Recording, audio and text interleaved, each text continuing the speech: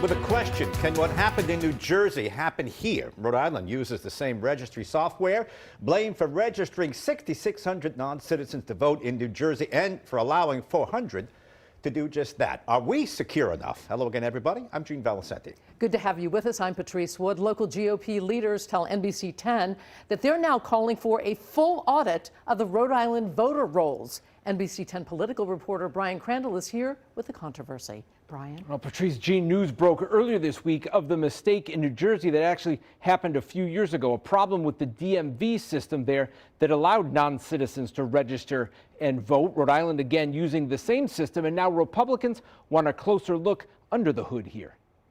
It starts to erode at the public's trust in the process itself and the integrity of our elections. The Jersey foul-up gives Republicans fuel for their focal point of election integrity and whether non-citizens are being allowed to vote. Rhode Island also uses the software firm Ademia. That, at a minimum, in my opinion, necessitates an overview, oversight, and potentially an investigation. Top Rhode Island House Republican Mike Chippendale and state party head Alan Myers call for an audit of the voter rolls. But Rhode Island Secretary of State Greg Amore says there's no indication that a similar issue has occurred here, and the Department of Motor Vehicles says the New Jersey error could not be duplicated here because of the differences in how the two states use this system. Do you not trust them?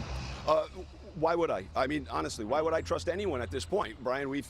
When you see enough inconsistencies and things that don't quite add up, where is the harm in the due diligence of overseeing that, getting a full investigation done, and determining that there is nothing going on? Amore says for years they've conducted regular audits of random DMV records, which would identify problems.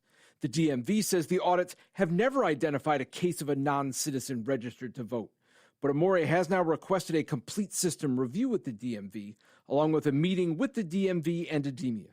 Chippendale says bring in an independent auditor or turn over state voter information to the Trump administration, as the Department of Justice wants.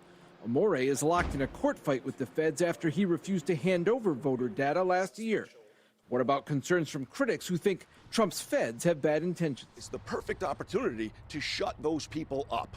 Let the Trump DOJ say your rolls are fine. If they're fine, what are we afraid of, Brian? All right, but countering that, Secretary of State Amore says today Trump's lie that the 2020 presidential election was stolen has created distrust in elections. And Amore says that any kind of issue or error now is taken as evidence of a conspiracy. Now, the company, Ademia, has said its systems work just fine in New Jersey and blamed officials there for the mistake, claiming the state missed that non-citizens were seeking voter registration. I'm Brian Crandall, NBC 10 News.